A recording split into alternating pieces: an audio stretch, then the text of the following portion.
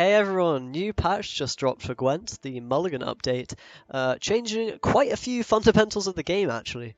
The first being the Mulligan system. When you overdraw cards, you now do not burn extra cards, instead you get an extra Mulligan for each card you would have otherwise drawn, and that's a really cool gameplay change. I'm going to make a video on all the changes tomorrow and what I think, and the short story is I really like this patch. I think there's nothing really bad about it at all, and I think there's a lot of changes that make the game feel a lot better. So yeah, if you aren't playing Gwent right now, do it. Just give it a go. And I'm here to help you today with a few decks.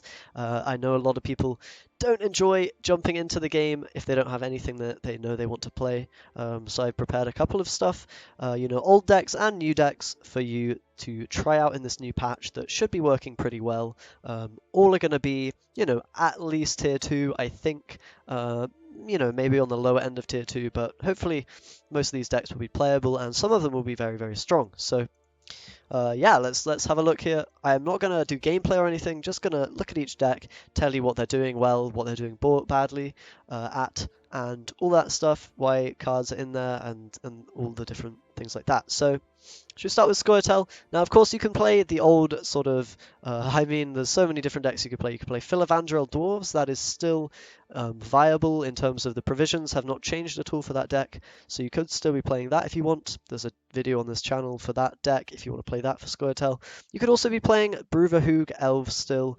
The provisions for that deck have not changed, although the meta might have creeped up on him a little bit. You might need to make a few changes here and there. Maybe putting some more thinning cards, maybe take out some of the stuff that's not working well for you, but whatever. You can still play Brewer Elves if you want as well. But we also have Ithne Elves now.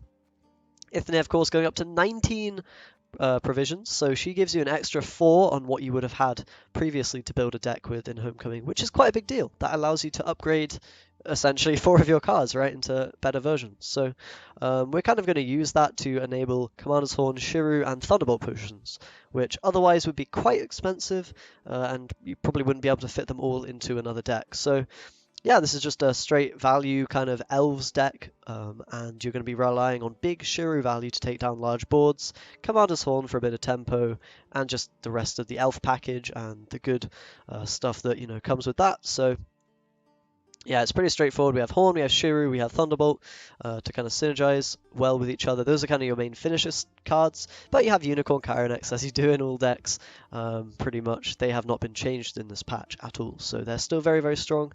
We have Aileron, which will pop out when you have Elves, of course.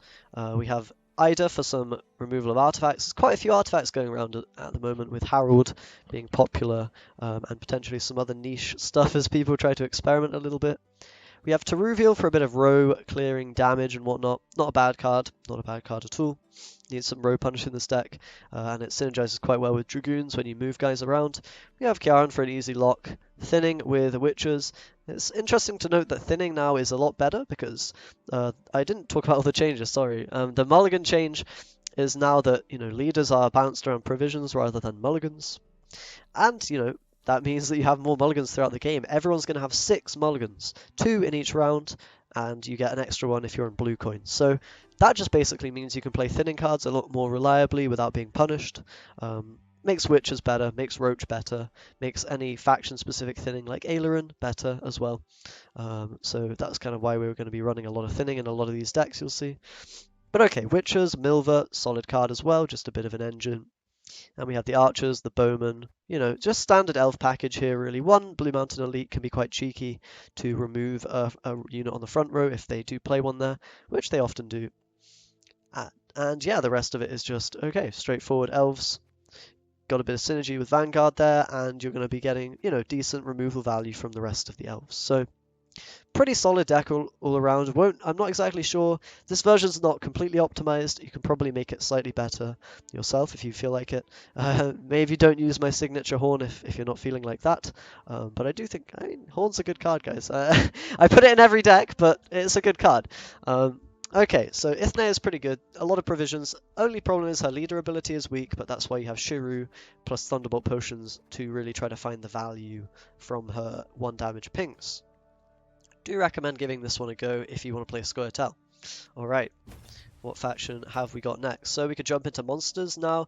With monsters, you could probably still be playing pretty much whatever you were playing before in terms of Eredin or Woodland. In fact, here's the old Morntart deck. Um, Still going strong, still perfectly viable. Different variations on this have appeared, and pretty much all of them are perfectly fine and strong in certain matchups, weaker in others. But Eredin is a very strong deck still, I believe. Didn't really get touched by this patch, so this one is viable. There is a video on that on the channel as well if you want to find some gameplay of this deck. So cool, there you go. We also then have Woodland Big Boys, which is arguably even stronger than it used to be. You know, you have like what, one extra provision to use. Not really the biggest deal, but this deck is always going to be okay as well. Maybe, you know, kind of similar power level to Eredin, I would say. Not too big of a difference there. Maybe Eredin is stronger in some matchups and Woodland is stronger in others. But the idea here is, of course, you're just getting your big boys, you're eating them with Weavess, you're putting them in the graveyard for Ghoul and Osrel, and you're getting Thrive units to take all the buffs and really, you know, win the game with those. Lots of nice engines that work well with your big units. A little bit of Forktail, Ancient Foglet synergy, and of course Cyclops and Harpy Egg as well, which is kind of a new inclusion to the big boy archetype since I last checked it out in a video. But this deck should be working pretty well as well if you want to go the try-hard monsters route of either Big Woodland or Eredin. If you don't want to try hard so much, you could definitely try Arrakis Queen. I haven't personally tried it. I don't think it would be very good. Unseen Elder as well, you could give it a go. Having the extra Mulligan might help him out a little bit, but slightly lower provision is not so great for him. Either way, these are probably the two strongest monster decks, or, you know, variations on these if you want to do, you know, if you do want to try monsters out on this new patch. Okay, as for Nilfgaard, well, you could still play Shoop Emir if you're feeling it. You could even still play Zoltan Emir and all the other Emir decks that exist. He did get a slight nerf, but he's still very playable, I think. Alternatively, we've got a couple of options here. I actually think Usurper's very, very strong, so I haven't tried it much yet, but this is kind of the list I would go with if I were playing Usurper. His ability, yes, he has very low provisions, but his ability to shut down the enemy leader is very, very powerful against a lot of stuff, you know, monsters especially. Skellige and is very good against Harold and Iced. Really strong against all the... I mean, pretty much everyone can suffer against Usurper, right? Anything that's relying on their leader ability to get extra value from their cards. So yeah, Usurper is great, and this is kind of a deck that's relying on the Tactics package with Menno and Stefan. You've got Roll Decree and Commander's Horn to synergize with those guys, as well as Asaya to actually shuffle back these tactics into your deck, depending on which one you need. Commander's Horn is usually better. Spoiler, Commander's Horn is a good card. But yeah, basically you're trying to use Commander's Horn at least twice, if not 3 times with Stefan. The idea is if you play Horn from hand one time, you can then Asire it back into your deck and then Menno it out a second time, allowing you to just play a crap ton of points for pretty low provisions. Yeah, Usurper is capped a little bit more tightly than some of the other leaders. We are running some kind of crappy bronzes, you know, some 4 provision cards to make up for that, you know, low amount of provisions, but the high end of this deck is really powerful, and you're going to win a lot of games just from playing 2 horns, let alone 3. Lots of thinning to support it. We have Witchers and the Imperial Brigade. Now you're able to do that with Usurper where you weren't before, because he has the same amount of mulligans as everyone else. So Usurper is definitely a candidate for one of the strongest Nilfgaard leaders, if not the strongest. We'll have to see how the meta pans out, and if Usurper can be supported by it. But if you're into, you know, denying your opponent's leader, then do give this one a go. Very, very strong deck, I think. Alright, up next we have Morvran, which is kind of, or more Hornhiss. Please forgive me for trying my best to make creative deck titles and failing horribly. But the idea here is similar with the Usurper. This is just more of a value-oriented list. You're playing Roach in addition to the other thinning tools, just for a bit of extra consistency. But you are running the Stefan Menno package, and Morvran is just there as an easy... It's kind of like Brewer. It's a decent leader, 6 points from the 3 charges, which you can save for round 3 if you need to, and a large amount of provisions compared to the other leaders in the game right now. So you're able to jam-pack quite a lot of value in there. Not a bad choice if you don't want to go the route of denying the opponent. You can instead go the route of playing the tactics for big value, playing the rest of your deck for big value. Even your bronze core is looking pretty solid. Not really going to be losing out on too much there, and there's just so much thinning that this deck can consistently, really put out a large amount of points, shut down the opponent's stuff with all their removal and locks, and just, yeah, swarm the board and then horn and completely wreck the opponent with 30 plus points. So that's the idea here. Haven't tested it too much, but Morvran is, I think, better than Calvite actually in this kind of list, because you have so much thinning already that the Calvite is usually just pulling out your dead bronze cards at the end of the game, rather than doing anything else. Yeah, Morvran is just a solid 6, and a large amount of provisions, which helps you jam-pack it full of value. Okay, do recommend this one as well. Vanhamar's pretty neat. You can swap him out for Peter if you want. This is a cool deck, though, and yeah, if you're not going to try Usurper, do give this one a go. So we have Skellige. I haven't really touched Skellige decks yet, but the Ceres Warriors deck is still untouched, basically, and a good deck all around. Let's go back out and back in to see if the card... Yeah, the cards were a bit messed up there. But okay, decent deck all around. Can really thrive on the red coin and just has solid finishes, solid tempo. Might be a little bit outdated at this point, but you can still make stuff happen with the ice deck. Ceres value is still there, not a bad one. I haven't tried it recently, but I know people are still playing it and having success with it, so this is an option. You also have the Harold deck. I haven't got one. I haven't got a deck list on hand, although there's a video I think from yesterday which you could check out. Or yesterday when this video was put up, but yeah, that you could check out on the channel if you want a little bit of a Harold list. You might have to tweak a couple of cards because Harold got nerfed by one provision, so yeah, you might have to change a card or two there, but Harold should be also pretty damn strong. Didn't really get nerfed too hard and was already a very strong leader, so Harold and Iced are probably your best options if you're going to go Skellige. Yeah, not too shabby at all. And then finally we have Northern Realms. Now, Foltest did get nerfed to everyone's dismay.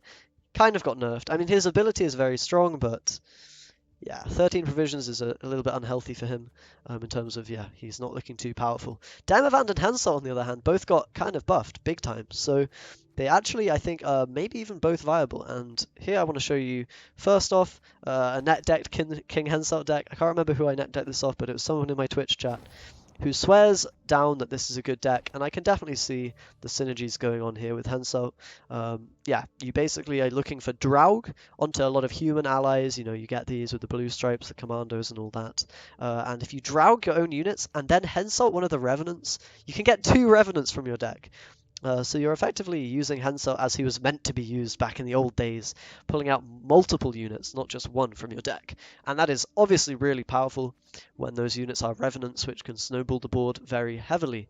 Of course, you have some other tools in here, such as Corvo. That might be a bit wonky without Avalak, and you could definitely improve this deck. I will probably give this a go at some point soon, and tweak it, improve it if possible. But you've got, engines like Corvo, Tridam, Anna, Botchling, all this other stuff to help you win the long round. Vernon Roach as well can be used pretty nicely with Kedwenny Knight for some nice finisher value. So yeah, feel free to give this one a go if you're into sort of all the Draug nonsense that can happen in Northern Realms, but you're not feeling Foltest after he got a bit nerfed and Henselt got buffed in his place. So yeah, pretty cool deck. I will be trying Henselt out myself. Important to note, I will actually be putting gameplay videos up, and proper sort of deck spotlights, if you want to call them that, for all of the decks that I show here, or at least most of them, over the coming days. But I wanted to get this video out as soon as possible, just so you have something to play if you're really looking for decks. But there's a Henselt deck. And finally, Demavand. I was playing a lot of this today, and this was a really fun one. Pretty strong as well. I was enjoying this a lot. This is just a Demavand value deck. It's relying on the bronze charges kind of units more so than the gold ones. You're not playing things like Roach Merciless or Bloody Baron or Priscilla or anything like that. Or even Artus or Adepts. You're kind of just relying on the bronze value themselves of the cards. These are solid 5 for 5 engines if they don't get removed. And they, of course, get extra points, when Demavand is applied to them. So, bronze core here of machines and Tridam infantry with Kedwani Sergeants, very nice stuff. You have a lot of thinning as well, with the Roach and the Witches to get to your good stuff, and to swarm the board for, guess what? It's Commander's Horn. Good card, I mean, why not? If you're playing Witches, you can almost always afford Commander's Horn, especially now, when you can afford to keep Witches in your hand later in the game if you need to, and use them to kind of row stack a row for your Horn to be enabled. Some really nice synergy in this deck. Of course, you have all the boosts along with Anastrenga and Tridem Infantry. That can just win rounds on its own. Araka's Venom there just to deal with Witches. And then, of course, the Thinning, the Chiron X value, the Horn value. It's just a good value Demovan deck. It feels good to play, and when the opponent shuts your things down, it doesn't feel that bad. Not as bad as it would do if you were playing an all-in sort of engine-style Demovan deck. So yeah, I'm actually a big fan of this. I'll probably make a video on this in a couple of days because this deck was really, I think, deserving of the showcase, of the spotlight. And yeah, do feel free to try this out yourself. Anyway, guys, that's that's all the decks I have for you today. I'm sure there's more out there. You could even still play Full Test with the nerfed provisions. You could play Francesca. There are some good Francesca decks, from the last patch that were being played. You could still apply those to this patch, I imagine. There's a lot of options to explore with Adder, Crack, Calvite, and I will be making some more deck videos. I'm very excited to jump into that.